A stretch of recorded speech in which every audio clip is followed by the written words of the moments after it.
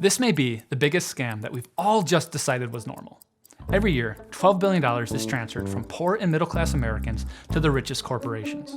The whole thing is almost completely arbitrary, and it's a decidedly modern invention.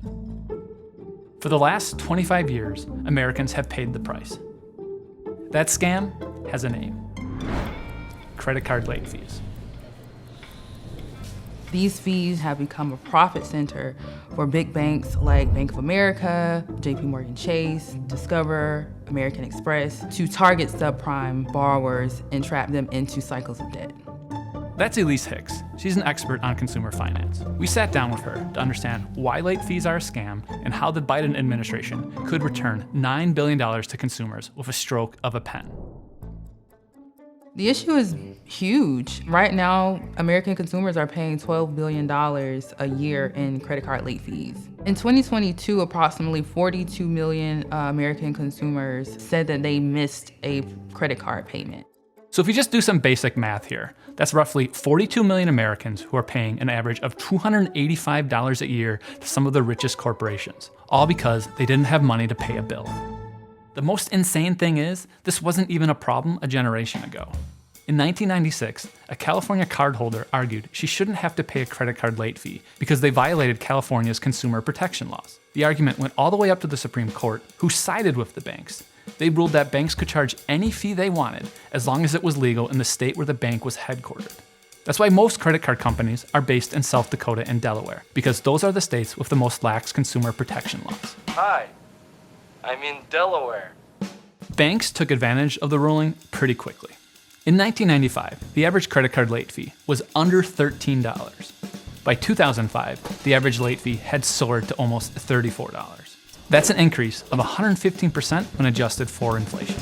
And remember, this is what a computer looked like in 1995. That's what banks were using to process late fees. You'd think that with better computers and AI, the banks would get more efficient at everything, including processing late fees. But somehow, the fees kept increasing. Something needed to be done. Sun's shining, birds are singing, change is in the air. The financial crisis gave the Obama administration an opportunity to provide some relief. Working with the financial industry, the federal government determined that late fees should be set at $25. It's estimated that this action saved consumers $7 billion a year. But there was a catch. Even at the time, consumer advocates said that $25 was too high. But perhaps more importantly, the rule tied the fee to inflation. So as long as companies followed the government's guidelines and didn't raise fees higher than inflation, they didn't need to show that their penalties were reasonable or proportional. There has been this loophole in that regulation that has allowed big banks to charge more and more and more for credit card late fees.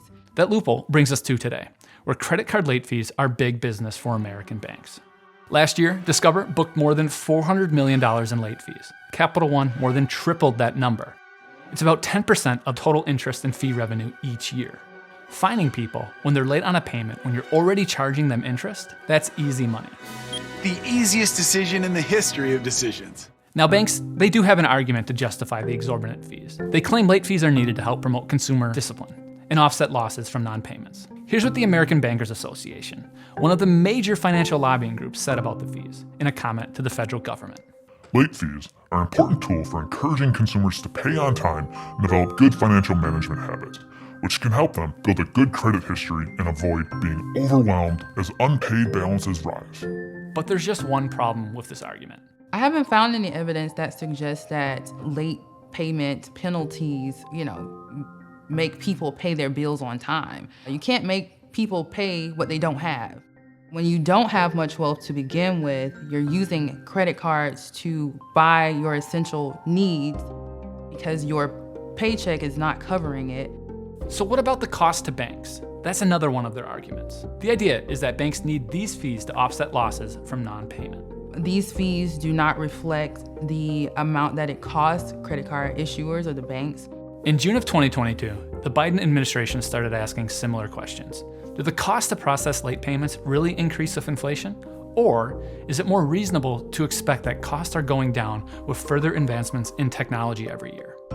The Consumer Financial Protection Bureau asked the industry to open the books, to provide them with data about late fees, late payments, and the impact on their business. The agency analyzed the bank submissions, and the answer they came up with for a fair late fee was $8. That would be a huge drop down from the industry average of $31. For cutting credit card late fees by 75% from $30 to $8. This action has the potential to transfer wealth back into communities that have historically had their wealth extracted from them. So let's review. Credit card late fees are much higher than they used to be, and that's in spite of the fact that technology is way better than it used to be. It's hard not to see them as anything other than a way for banks to make billions of dollars by preying on the most economically vulnerable people in our country. Banks are sure to fight the Biden administration's proposed rule, but this is where you come in. By submitting a comment to the CFPB, you can ensure that Americans who are late on credit card payments are never ripped off again.